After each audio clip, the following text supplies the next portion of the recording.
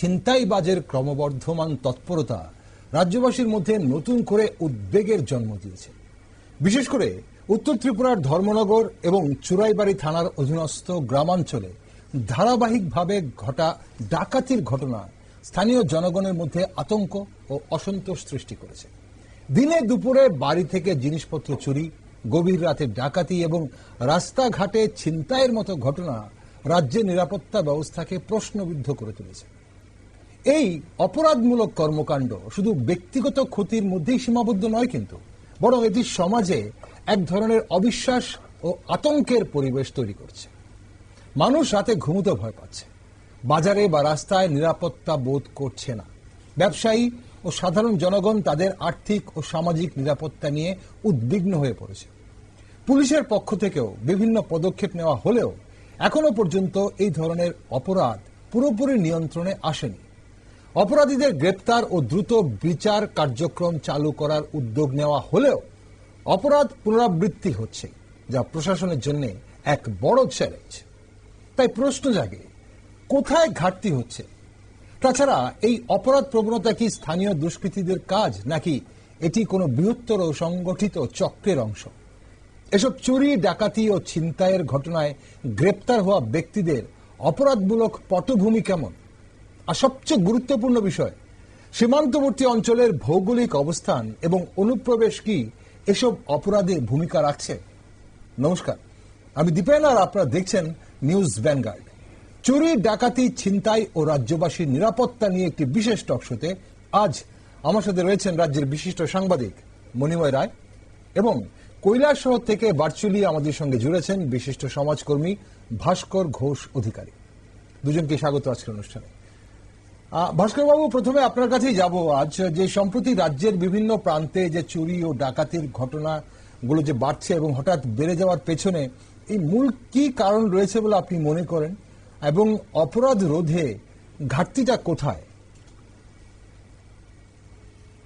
দেখুন, চুরি ব্যাপারটা তো অনেক আগে থেকেই আমাদের এখানে প্রচলিত আছে, সেটা আমি বলতে পারি। যেমন ধরুন, আমরা ঠিক 70-80 সনে যারা টিভি দেখেছি, অ্যান্টেনা দেখেছি, পোস্টার দেখেছি, বা ধরুন বাংলাদেশ টিভিতে অয়ময় বহুকি দেখেছি, রামায়ণ মহাভারত দেখছি, আমরা টিভির আবার লন্ঠনের আলোতে পড়াশোনা করেছি, মোমবাতি পড়াশোনা করেছি, তখনও কিন্তু চুরি ব্যাপারটা ছিল। আর ডাকাতি তখন ঠিক ছিল না, তখন আমরা ভয় পেতাম সেন্ট্রাল, পিএনবি, এনএলএফটি, এসব অনেক অন্য জিনিস ছিল, ওগুলো ভয় পেতাম। কিন্তু যে ব্যাপারটা তখন ছিল সেটা হচ্ছে যে চুরিটা ছিল অন্য ধরনের, সেটা পরিবর্তিত হলো। ডাকাতিটা ছিল পুরো মাত্রা ডাকাতি, যেটা রঘু ডাকাত থেকে হয়তো পরিবর্তিত দেখলাম, কিন্তু সেটা ছিল অন্য ধরনের। ইদানিং কালে আমরা যেটা দেখছি সেটা হচ্ছে যে একটা গণহারে মানুষের বাড়ি ঘরে চুরি হয়ে যাওয়া এবং রাত দুপুরে ডাকাতি হওয়া, বিশেষ করে ধর্মনগর সন্নিহিত অঞ্চলে ডাকাতিরা ভালো পরিমাণে দেখছি, যেটা আপনি বলছেন, এটা আমরা দেখতে পাচ্ছি। এখন ঘটনাটা হচ্ছে চুরি বা ডাকাতি, যেটাই চুরিটা আমরা দেখছি দিনের বেলা, এবং সেটা বিশেষ করে আমরা দেখছি যে ধরুন কারো বাড়ি যারা খালি, অনেক খালি পড়ে আছে, সে সমস্ত বাড়ি, শুধু বাড়ি কেন, এখানে তো এডুকেশন ইনস্টিটিউশন গুলো হোক বা মন্দির মসজিদ, কোনো কিছু বাদ দেওয়া হচ্ছে না, একদম চুরিটা হচ্ছে। আর ডাকাতিরা আমরা দেখছি যে বেশ ভালো পরিমাণে ওরা বাড়ি করে দিচ্ছে, এবং ওদেরকে যারা গৃহস্থ, যারা কর্তা আছে, তাদের কাছে বেঁধে টেঁধে যা পাচ্ছে নিয়ে যাচ্ছে। এখন ঘটনাটা হচ্ছে যে আপনি দুটো অংশ রেখেছেন। প্রথম অংশ আমার মনে হচ্ছে যে এটার প্রশ্নটা হচ্ছে যে সেক্ষেত্রে কোথাও হয়তো আমাদের স্থানীয় মানুষ বা লিঙ্কম্যান, আমরা যেটা বলি সায়েন্স আমরা পড়েছিলাম মিসিং লিঙ্ক।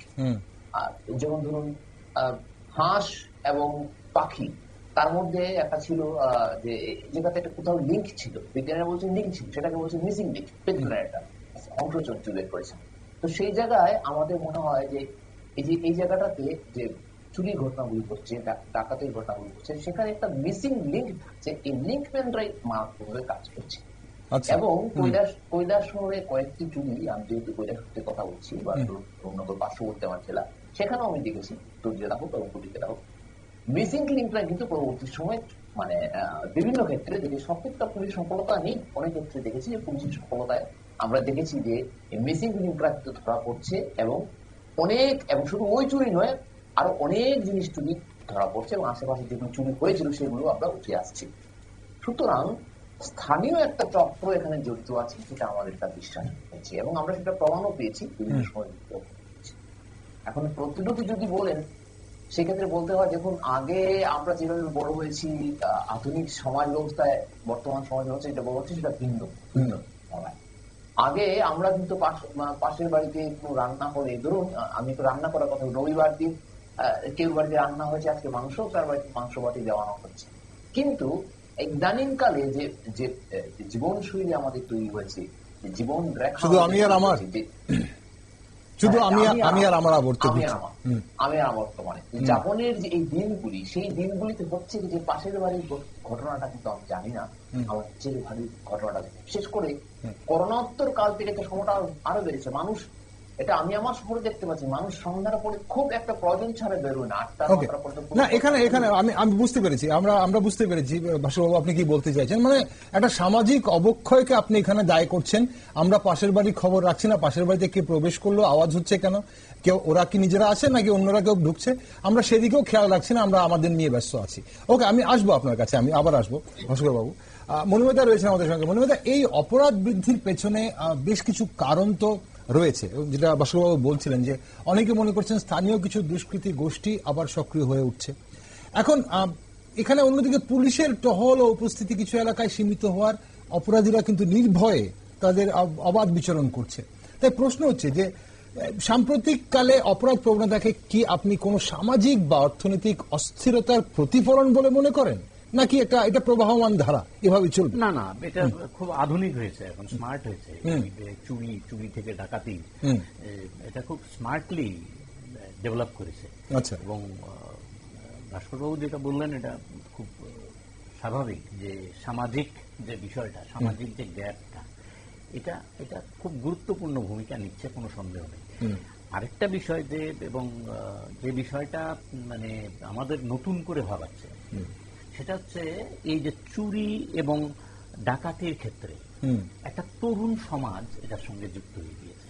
এ পর্যন্ত যারা ডিসেকশন মানে ধরা পড়েছে, তাদের কাছ থেকে যে তথ্যগুলি পাওয়া যায়, এই তথ্যগুলি বড় অদ্ভুত।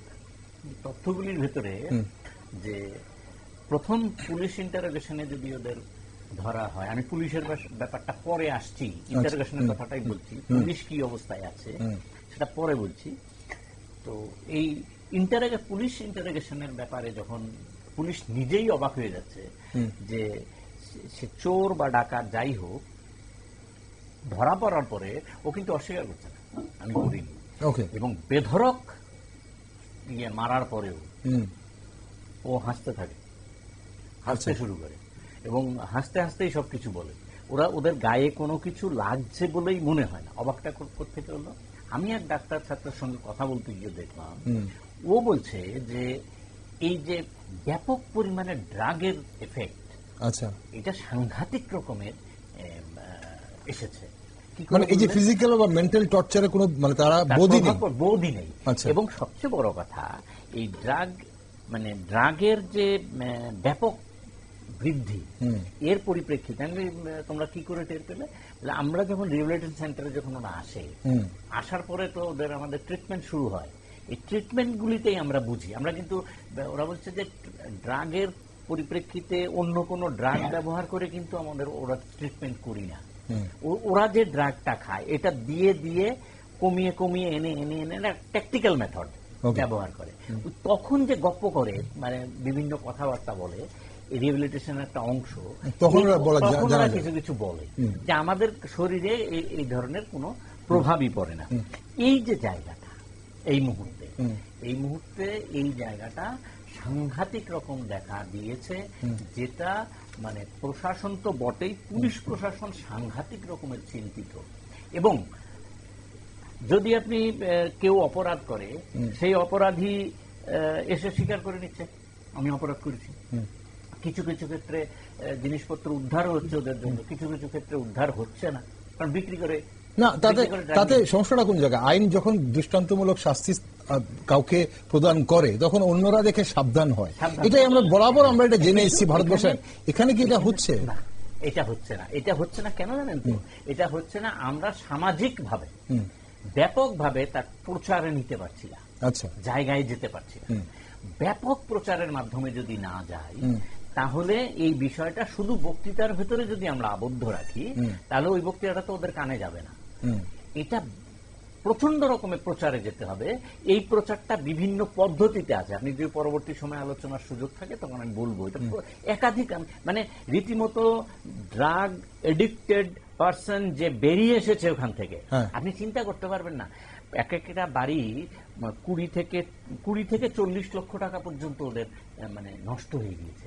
এরকম হওয়ার পরে ছেলেটা ফেরত চলে। ওকে, তাহলে আমরা শুধু এই যে আপনার কথাতে যেটা আমরা বুঝতে পারছি, আমরা টোটাল যারা এই মুহূর্তে আমরা যখন বলছি যে উৎসবের মুখে মানুষ আতঙ্কে আছেন, কারণ উৎসবের মৌসুম শুরু হচ্ছে, আর এই সময়টাতে নর্মালি আমরা গতানুগতিক ভাবে দেখি আমাদের সমাজে একটু এইসব জিনিসের এই অপরাধগুলো একটু প্রবণতা বাড়ে। তার সঙ্গে অর্থনৈতিক ব্যাপারটাও আছে।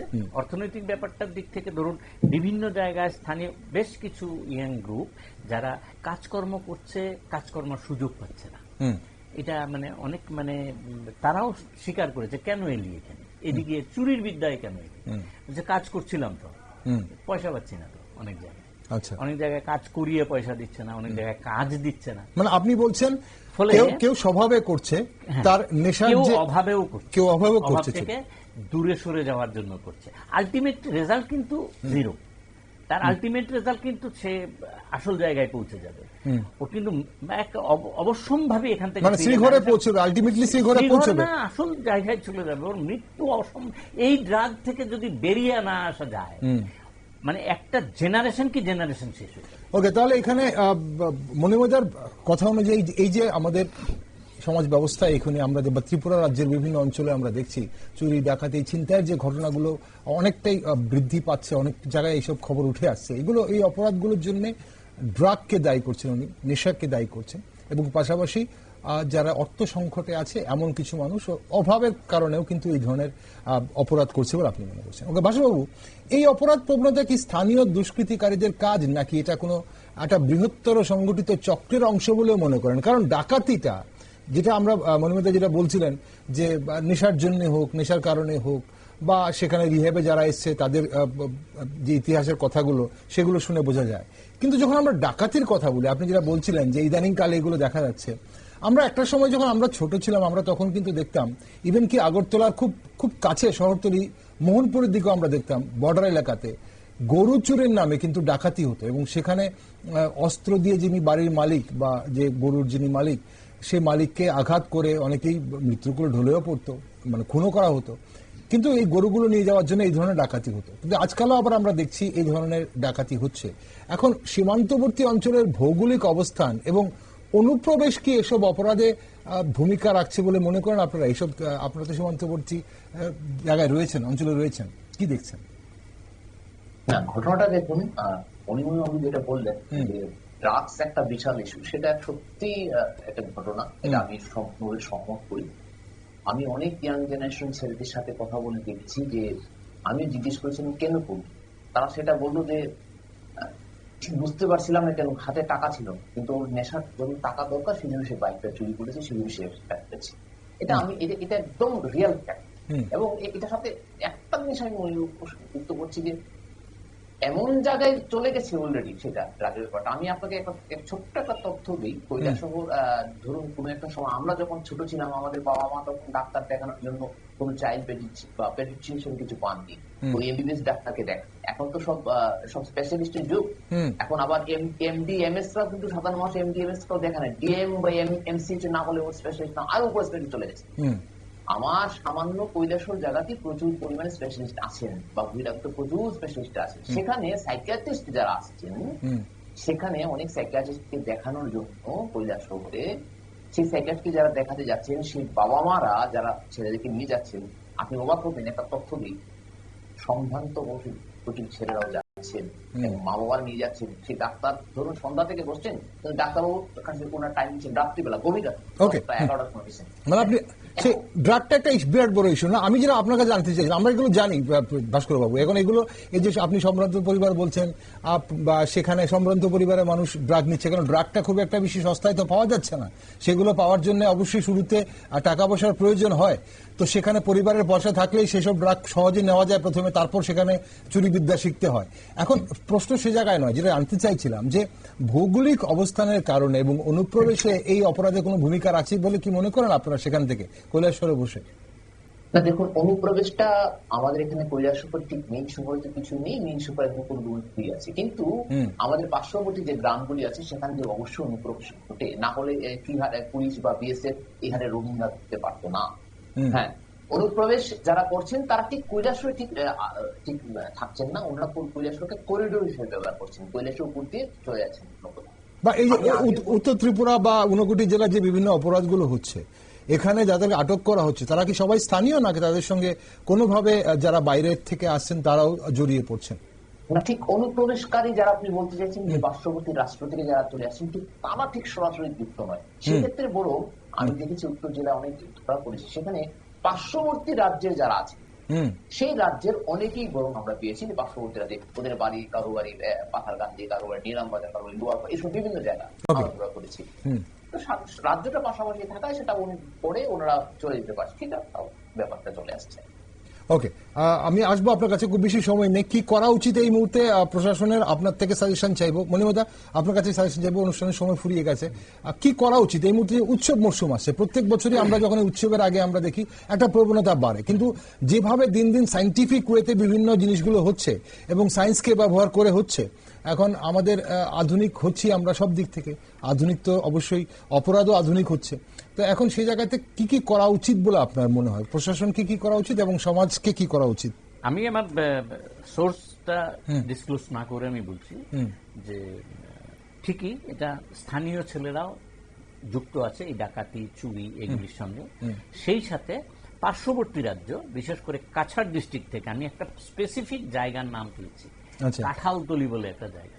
ওখান থেকে বেশ কিছু ড্রাগ মাফিয়া সহ বেশ কিছু মানুষ, দুষ্কৃতী, আপাতত দুষ্কৃতী, কিন্তু এরা এসেছেন এই যে ডাকাতিগুলি হচ্ছে উত্তর ত্রিপুরাতে, বিশেষ করে ধর্মনগর এবং তার এলাকাতে। গরু কিন্তু এখনো যাচ্ছে ধর্মনগর থেকে, পাচার করছে, ওরাই নিয়ে যাচ্ছে। এরাই কিছু গাদা বন্দুক আর কিছু স্থানীয় অস্ত্র নিয়ে এই কাজটা করছে।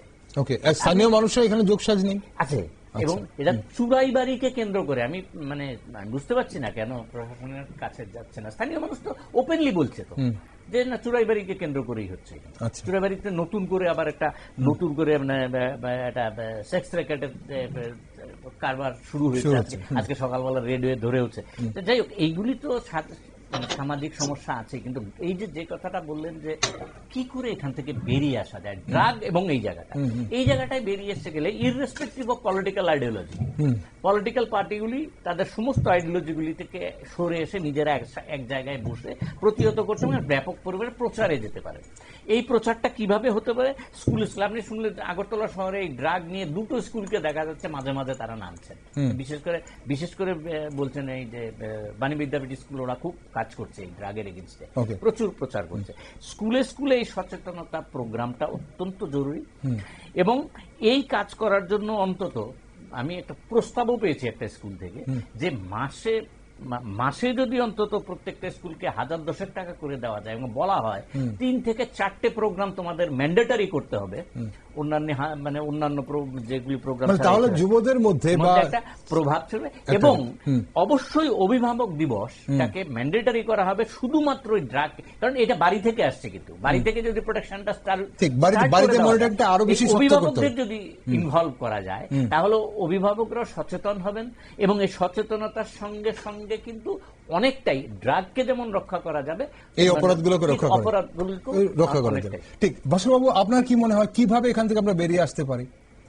হ্যাঁ, অবশ্যই বেরিয়ে আসতে হবেই, কারণ বেরিয়ে আসতে আমাদের একদম উপায় নেই। আমার মনে হয় যে সামনে যেহেতু পুজোর মরশুম আসছে এবং পুজোগুলি বারোয়ারি যারা ক্লাবগুলো করে, সেক্ষেত্রে প্রতিটি বারোয়ারি ক্লাব, স্থানীয় ক্লাব এই কাজগুলো পুজো করার পাশাপাশি যদি সামাজিক কর্তব্য হিসাবে এবার একদম। প্রতি ক্লাব দায়িত্ব নিয়ে যে না, আমি আমার পাড়া বা আমি আমার মহল্লায় যে মানুষগুলি আসছেন, বাইরে যে মানুষগুলি আসছে সেদিকে নজর রাখবো, বা তাদের নিয়ে আমরা সরাসরি একটি কথাবার্তা বলবো, আলোচনা সভা করব, স্থানীয় মানুষের সাথে কথাবার্তা বলবো। যদি কোনো অপরিচিত বা অপরিচিত মানুষ চোখ নজরে আসে বা ধরুন একটা কিছু নজরে আসে, সাথে সাথে প্রশাসনের আমরা নজরে নেব বা আমরা সেই ব্যাপারটা আমরা তদারকি করবো।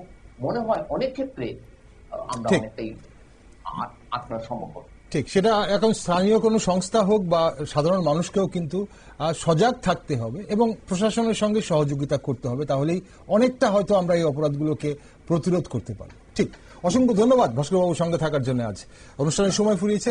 মনোমিতা, আপনাকে অসংখ্য ধন্যবাদ সঙ্গে থাকার জন্য। দর্শক বন্ধুরা, ত্রিপুরার মতো শান্তিপূর্ণ একটি রাজ্যে চোর, ডাকাত এবং ছিনতাইবাজদের বারবারন্ত শুধুমাত্র আইন শৃঙ্খলার অবনতি নয়, বরং এটি একটি সামাজিক সংকেত। এখনই যদি কার্যকর পদক্ষেপ না নেওয়া হয় তবে পরিস্থিতি আরো খারাপ হতে পারে। অনেকেই এই ধারণা করছেন। প্রশাসন, জনগণ এবং নাগরিক সমাজ একসাথে কাজ করলেই কেবল এই বারবারন্ত থামানো সম্ভব। আশা করি সবাই সচেতন থাকবেন এবং যে কোনো সন্দেহজনক কিছু দেখলেই পুলিশকে, প্রশাসনকে অবশ্যই খবর দেবেন, অবশ্যই জানাবেন। সঙ্গে থাকুন, দেখতে থাকুন নিউজ ভ্যানগার্ড।